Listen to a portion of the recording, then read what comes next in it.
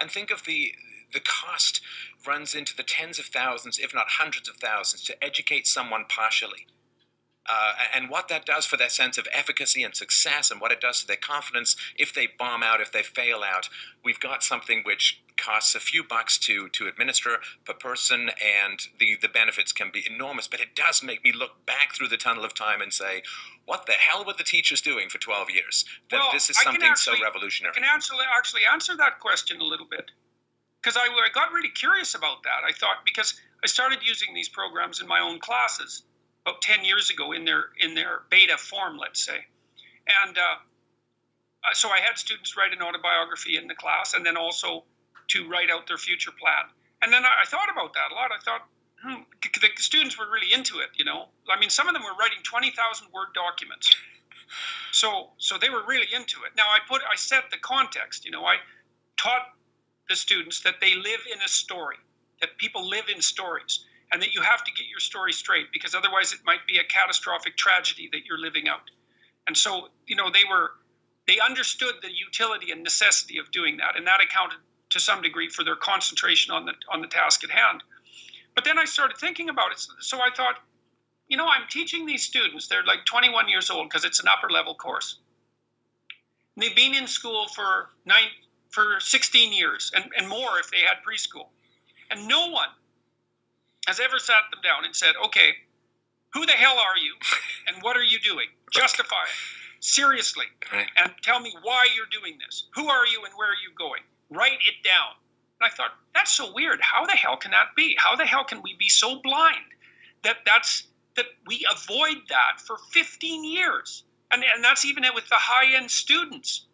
And so I started doing some investigations, and I came across the work of this guy named John Gatto, who's a teacher who won the Best Teacher in New York City award, and then the Best Teacher in New York State, and then quit being a teacher. And sorry, just to mention, people need to look up his work is available online. Weapons of Mass Instruction is one of his best. How he analyzes the history of school is very powerful.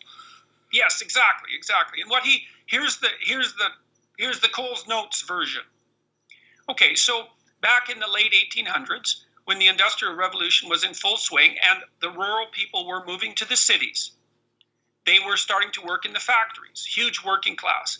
And while they were working in the factories, their children needed to have a place to go.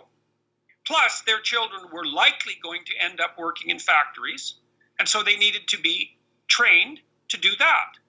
And so what happened was that a group of politicians, industrialists, capitalists, powerful people turned to Prussia, which had instituted a public education system to produce obedient soldiers. And Japan did the same thing, by the way. That's why they produced all the soldiers who were like mindless automatons for World War II. And that was a conscious decision on the part of the Japanese and on the part of us here in North America. To produce obedient workers was the goal of the school system. And it was set up by fascists, essentially. And I'm not being, those weren't post-World War II fascists, right? That isn't after Hitler and Mussolini. These were people who viewed the world in terms of power and who wanted to train workers. And, you know, you can be cynical about that because they were training obedient serfs, you know. But you can also say, well, look, I mean, industrialization was occurring and so was urbanization. And it was reasonable to some degree to try to produce workers who could function in the factory settings.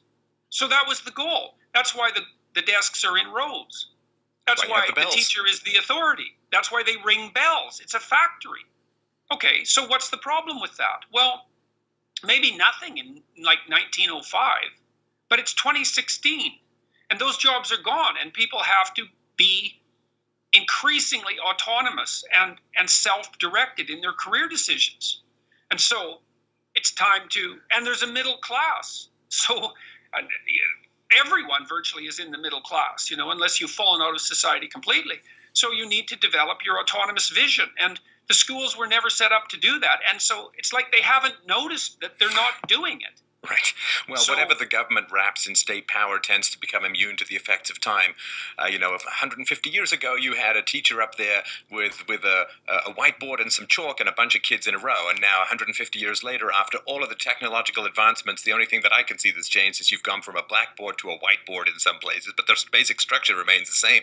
That's what happens when the state. and you're probably not made literate with as much efficiency. That's true. You know. And so I really want to focus on this